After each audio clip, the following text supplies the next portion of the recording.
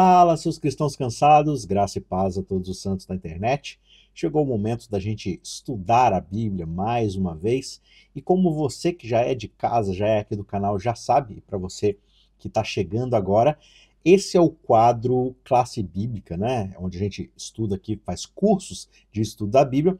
E nós estamos num curso agora chamado A História de Deus, estudando a história da redenção, o plano da redenção de Gênesis a Apocalipse, e a cada semana nós estudamos um livro da Bíblia específico. Nós acabamos de estudar, né? Viemos aí de 3 aulas sobre o livro de Jeremias, e agora nessa quarta aula em sequência a gente vai estudar o curto, o rápido livro das Lamentações de Jeremias, tá certo? Então eu quero convidar você agora para os próximos minutos que se seguem, para a gente dar essa visão panorâmica, como tem sido de costume aqui no nosso canal, para estudar esse pequeno livro, mas que traz uma mensagem muito profunda, muito complexa, mas ao mesmo tempo bastante relevante. Então você é meu convidado para a gente estudar o livro das Lamentações de Jeremias. O livro das Lamentações, embora ele carregue esse nome de Lamentações de Jeremias, ele na verdade tem um autor anônimo. Né? Você não sabe exatamente se ele foi escrito pela pessoa de Jeremias. Mas o ponto é que o conteúdo desse livro, o conteúdo do livro das Lamentações, que é bem curto, né? Ele se passa logo após ali o momento em que Deus destrói a cidade de Jerusalém, permitindo que Babilônia venha e leve o povo para o exílio babilônico. E o que vai acontecer aqui? O autor, então, ele vai fazer uma reflexão em forma de poema sobre esse cerco de Jerusalém, a destruição não só da cidade, mas também do templo, e Jerusalém, né, o povo de Jerusalém aí indo de fato para o exílio. E a questão que cerca aqui o pano de fundo dessas reflexões poéticas do autor é que justamente o exílio, o cerco babilônico sobre Jerusalém, a conquista, a destruição de tudo, é a catástrofe mais horrenda, é o momento mais terrível na história do povo de Israel. Por quê? Porque se você for acompanhando toda a história de Israel, você tem ali a libertação do Egito após séculos de escravidão, e aí você tem todo o livramento, todo o acompanhamento de Deus ali no deserto, até eles se estabelecerem na Terra Prometida. A Terra Prometida finalmente ali vai se firmar como uma monarquia, como um povo, através da linhagem de Davi, que é colocado no trono. Você recebe ali as promessas de Deus, da qual o reino de Davi jamais se apartaria da sua família, dessa linhagem, né? Ao mesmo tempo você tem a presença de Deus que havia sido prometido, sendo estabelecida no meio de Jerusalém através da construção do templo, do estabelecimento dos sacerdotes para mediarem ali, né? O tempo todo o povo, a lei, a relação com Deus, tudo ali que é colocado diante dessa relação ali de adoração com Deus, de sendo um povo de Deus, na terra de Deus, debaixo do governo de Deus, em um instante histórico ali, tudo é dizimado, tudo é destruído. Então, o chão que firmava os passos do povo é completamente removido de uma hora para outra. O povo fica sem chão, fica sem referência. E agora eles são levados para Jerusalém, de Jerusalém para o exílio babilônico, e com isso Jerusalém é completamente destruída. Então, o livro das Lamentações vai ser essa coletânea desses poemas, né, que vão refletir, que vão lamentar, como o próprio título diz, sobre esses eventos, sobre esses momentos aqui. E, basicamente, assim, o poema, ou os poemas que são descritos, eles vão personificar Jerusalém como se fosse aqui uma mulher. E essa mulher, ela está lamentando por causa dos filhos que ela perdeu ali na guerra, no sitiamento e tudo mais, né? E ela está inconsolável. Ela não pode ser consolada, por isso ela lamenta e ela coloca isso nessa forma de poemas, né? Então, a mensagem que é deixada aqui é justamente para a reflexão daqueles que são deixados para trás após a destruição da cidade. E qual que é, de fato, essa mensagem? Né? A mensagem que fica clara, que ele deixa aqui, né, no contexto desse livro, é de que, olha, nós estamos de luto porque Deus, na sua soberania, fez isso conosco. E ele fez isso porque a culpa era nossa. Nós merecíamos receber esse castigo. Agora a gente precisa o quê? Que ele mude os nossos corações para que ele venha nos consolar novamente da nossa grande perda. Então, assim, é de fato poemas de lamentações. E isso não deve ser, assim, estranho para o leitor da Bíblia moderno, porque a Bíblia não só aqui em Lamentações, mas ela possui outros momentos onde a lamentação é sim um ponto central no contexto de adoração, no contexto da palavra de Deus. Você tem no livro dos Salmos vários, a gente estudou isso, né? Você tem vários salmos de lamento, onde eles vão lá e lamentam a sua sorte, eles lamentam aquilo que Deus permitiu que acontecesse, lamentam porque os ímpios prosperam e muitas vezes os piedosos acabam sofrendo, né? Então, assim, eles lamentam a condição do mundo e lamentam também o que acontece com eles dado o exílio. Você tem, né, poemas de lamento do exílio no próprio livro, na coletânea dos Salmos. E aqui em Lamentações não deixa de ser diferente. Você tem, de fato, essas reflexões em forma de lamento. E aí não só o lamento passa a ser uma evocação ou uma demonstração da emoção do povo, como esse lamento ele passa a ser parte da palavra de Deus e se torna, por que não, motivo de consolo e esperança para os posteriores leitores da Bíblia também. E quando a gente olha aqui a estrutura do livro das Lamentações, né, no livro das Lamentações de Jeremias, você vai perceber que o livro é estruturado nos 5 capítulos, que na verdade são justamente 5 poemas, dentro dessa construção que vai, como a gente vê em vários dos livros aqui da Bíblia, a gente já falou sobre isso, né? Mas você tem ali essa coisa da ascensão dos temas que vai de um extremo do livro até o outro, né? Então você tem o primeiro capítulo mais ou menos combinando com o último, o segundo com o penúltimo, e no meio você tem ali uma coordenação da apoteose do tema que ele quer trazer aqui. E esses poemas aqui que a gente tem no livro de Lamentações, eles são acrósticos. O que significam acrósticos? São justamente poemas que eles vão trabalhando a partir do alfabeto. Então, por exemplo, a primeira linha você tem o A, a segunda linha você tem o B, e assim você vai até o Z. No caso aqui, a gente está falando do alfabeto hebraico. Então você tem Aleph, Bet, Gimel, Dalet, e aí por diante você vai nas letras do alfabeto hebraico. Então cada linha daquele poema vai começar com a próxima letra do alfabeto hebraico. Então, ele quer mostrar para a gente que existe uma espécie de estrutura ordenada, de um raciocínio linear no decorrer desses poemas, mas isso está acontecendo, essa construção dessa estrutura ordenada está acontecendo no meio do caos, da desordem, do luto, da confusão, de todo esse lamento por causa do exílio. Então, você tem aqui um contraste da ordem com a desordem, da organização, da linearidade com o desornamento da guerra e toda a destruição que está acontecendo, mas não deixa de ser aqui uma forma que o autor utiliza para poder passar também essa mensagem. Então não é só o que está escrito, mas a forma como esses autores proféticos eles tratam e escrevem o seu conteúdo profético, que assim na sua grande maioria é poético, né? A sua estrutura também quer passar uma mensagem e aqui não é diferente. Indo aqui para o primeiro capítulo, né, dessa coletânea de 5 poemas, o primeiro poema que a gente tem, dentro dessa estrutura de acróstico, né, ela tem exatamente um verso por letra. Então a gente vai ter 22 versos, porque o alfabeto hebraico ele possui 22 letras.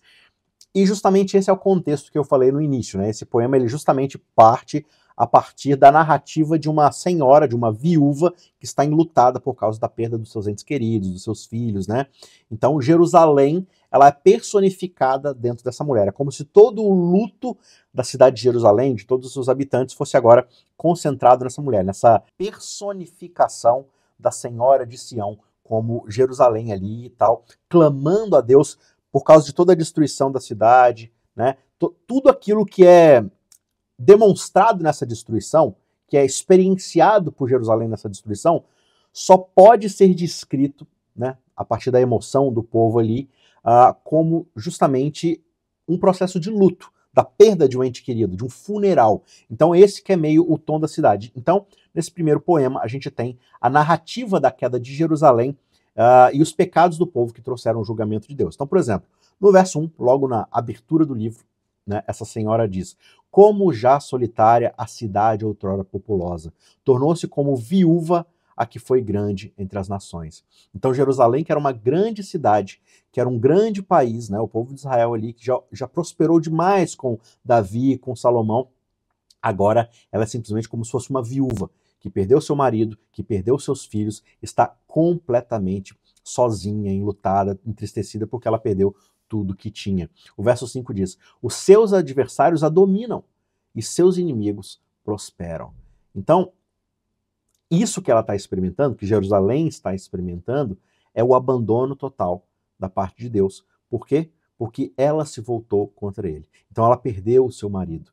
E não só ela perde o seu marido, como agora ela perde tudo que ela tem. O seu lar, né, a sua casa, os seus entes queridos, tudo aquilo que Jerusalém conquistou, agora é levado por um inimigo, é levado por Babilônia e várias outras nações, né?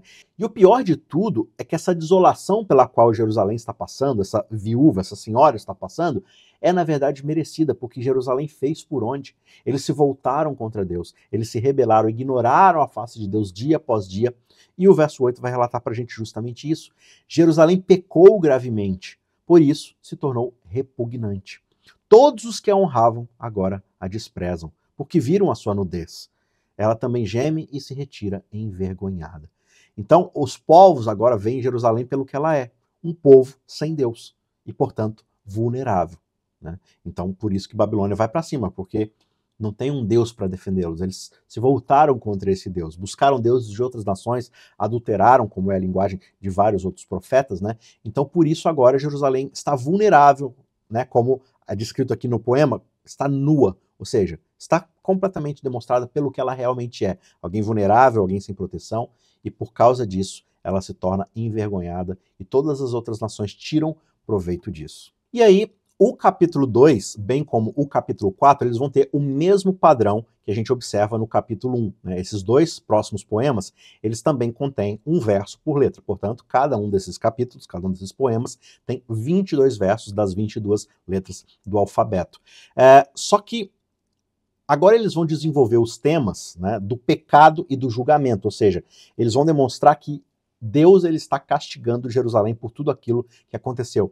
Isso vai justamente ecoar muito do que a gente estudou ali no livro de Jeremias, né, os 25 primeiros capítulos demonstrando esse diagnóstico do porquê Jerusalém está sendo julgada, está sendo permitida de ser levada ao exílio. Então, por exemplo, o capítulo 2, verso 1 diz assim: o Senhor na sua ira envolveu a filha de Sião com uma nuvem, e o Senhor, sem piedade, devorou todas as habitações de Jacó. E no quarto poema, o autor vai dizer que o Senhor deu livre curso à sua ira e derramou a sua indignação ardente. Acendeu fogo em Sião, que consumiu os seus fundamentos. Então, o capítulo 2 ele vai trabalhar justamente com a ideia de que a ira de Deus, a ira divina que aparece tanto ali na Bíblia, né, especialmente no Antigo Testamento, ela é diferente de uma raiva volátil. Né, de Deus ele não se ira porque ele perde a paciência como um ser humano, porque ele fica bravinho, porque Deus assim ele não tem controle sobre suas emoções. Não, a ira divina é a justiça de Deus, de olhar para o mundo e observar que o mundo não está do jeito que ele criou para ser,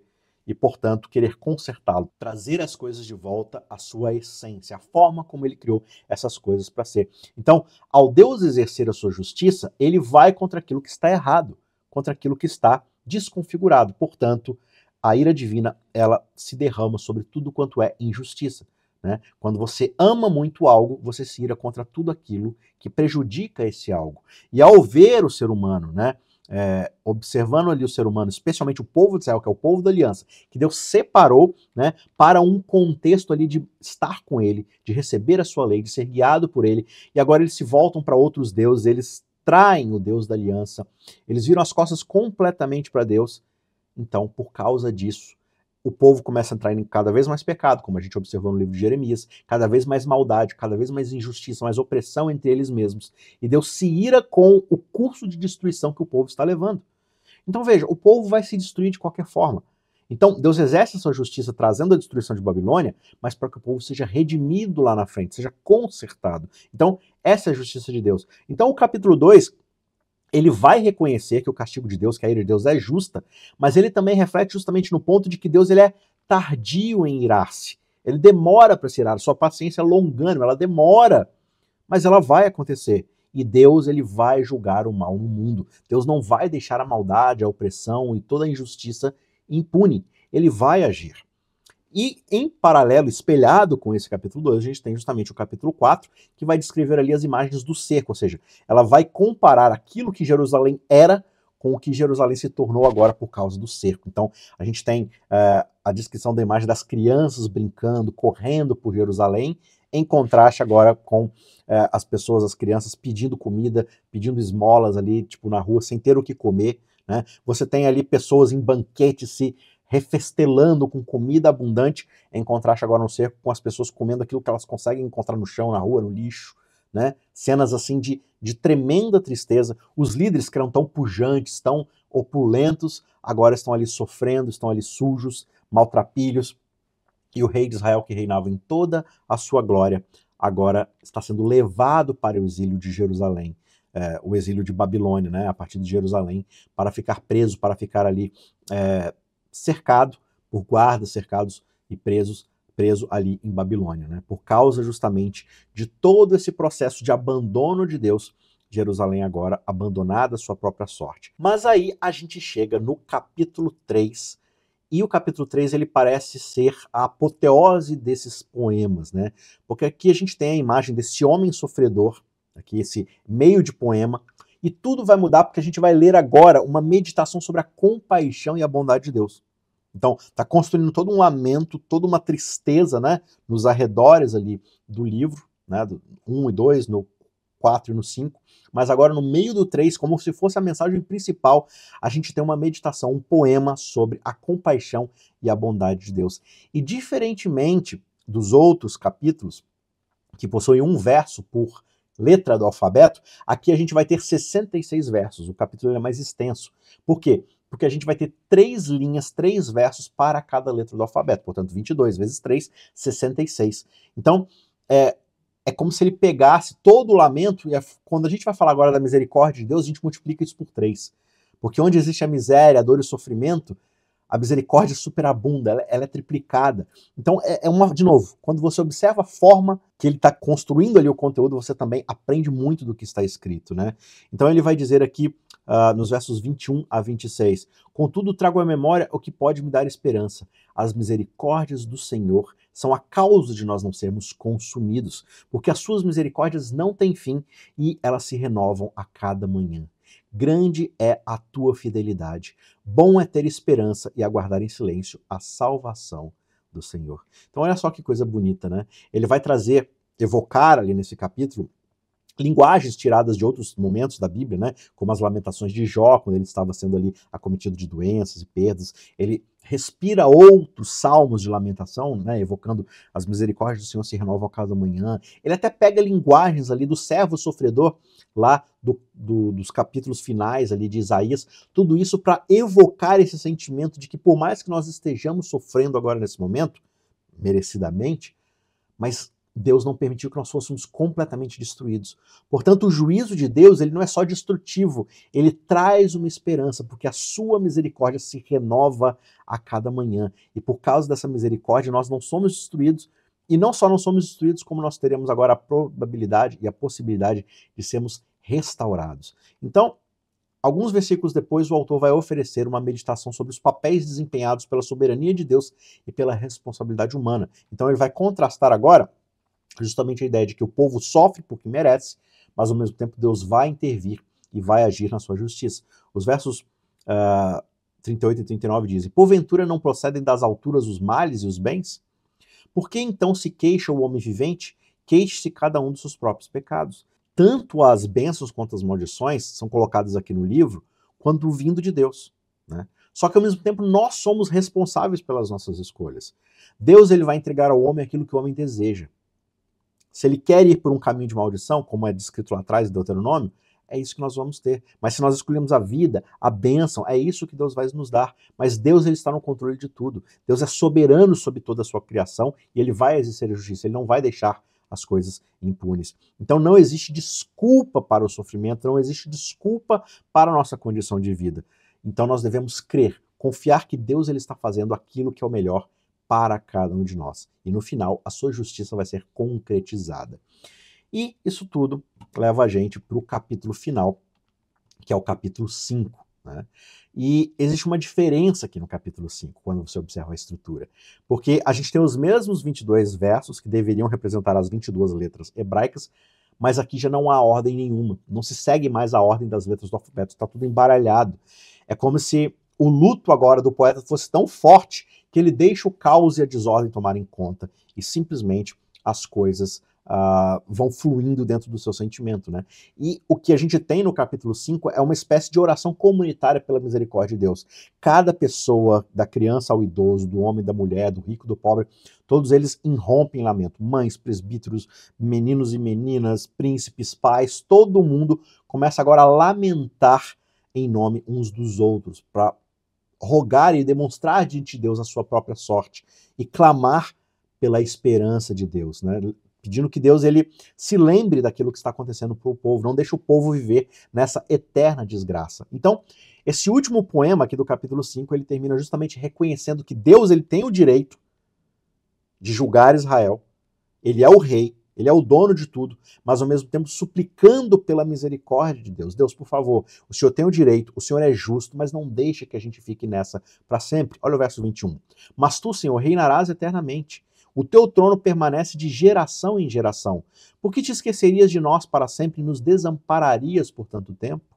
Faze-nos voltar a ti, Senhor, e voltaremos. Renova os nossos dias como os de antigamente. Então veja, mesmo no meio aqui do mais severo julgamento de Deus, o seu povo ainda pode se voltar para ele com esperança, porque sabem que ele é justo e, portanto, eles suplicam por misericórdia e aguardam aqui a renovação de todas as coisas como era antigamente, trazer o povo de volta a serem o povo de Deus na terra de Deus, debaixo do governo de Deus. Eles reconhecem que Deus ele é soberano sobre todas as coisas, ele está no seu direito, ele julga, ele reina sobre toda a terra, mas eles conhecem também o caráter desse Deus, que ele não está se vingando deles, mas simplesmente tentando restaurá-los, tentando redimi-los de alguma forma, né? Então essa pode ser uma mensagem de grande encorajamento no meio do sofrimento, por saberem que, apesar de tudo que eles estão passando, Deus não os deixará dessa forma. E o livro ele vai terminar com um grande paradoxo, que os últimos versos vão demonstrar pra gente ali, que é assim, olha, Senhor, tu reinas como rei para todo sempre. O Senhor é soberano sobre tudo. Nós sabemos. Mas, por favor, não nos abandone.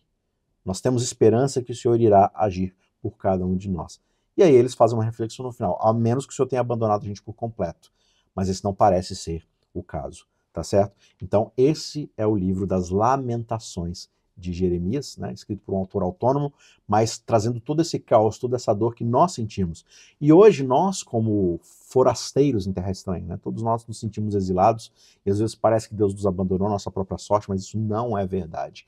Deus ele é justo, ele reina sobre tudo, e ele quer restaurar todas as coisas, e ele está trabalhando para isso. Ele pagou já um alto preço para nos redimir, para redimir toda essa terra, né, a sua criação, e ele vai trazer a sua esperança. Ele vai nos confortar com a sua graça e com a sua misericórdia. Um dia onde a sua justiça vai se derramar sobre toda a terra e tudo vai ser restaurado. E ele será o rei em definitivo para tudo sempre. É para lá que nós estamos rumando, é para lá que essa história da redenção está nos levando e a história de Deus vai ter um fim nessa terra e essa história será eterna nos próximos capítulos, tá certo? Então que Deus abençoe você. Na semana que vem a gente se encontra para estudarmos agora o livro de Ezequiel. Vai ser uma aula incrível, um livro assim bastante curioso, bastante estranho no começo ali, mas é um livro que traz uma mensagem riquíssima e lindíssima que vai agregar muito nessa história de Deus, nesse curso que nós estamos fazendo, tá certo? Eu encontro você na semana que vem. Um forte abraço e até lá. Tchau, tchau.